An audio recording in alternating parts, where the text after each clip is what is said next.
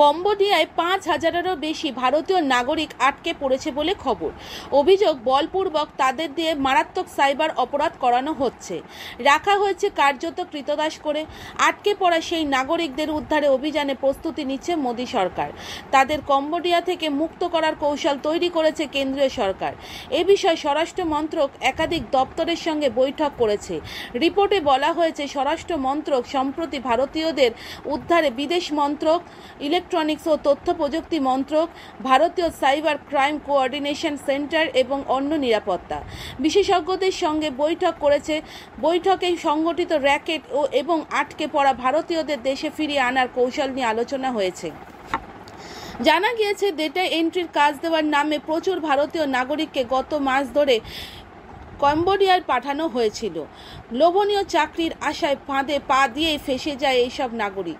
কম্বোডিয়ায় গিয়ে কার্যত কৃতদাস হয়ে থাকতে হচ্ছে ওই ভারতীয়দের। অভিযোগ, এ পর্যন্ত ৬ মাসে ওই ভারতীয়দের প্রায় ৫০০ কোটি টাকা প্রতারণা করা হয়েছে। কেড়ে নেওয়া হয়েছে পাসপোর্ট। দক্ষিণ পূর্ব এশিয়ার এই দেশটিতে ইচ্ছার বিরুদ্ধে ভারতীয়দের জোর করে সাইবার অপরাধের সঙ্গে যুক্ত করা হচ্ছে। এখনো পর্যন্ত সেখান থেকে ৩ জনকে ফেরানো হয়েছে, যারা বেঙ্গালুরুর বাসিন্দা।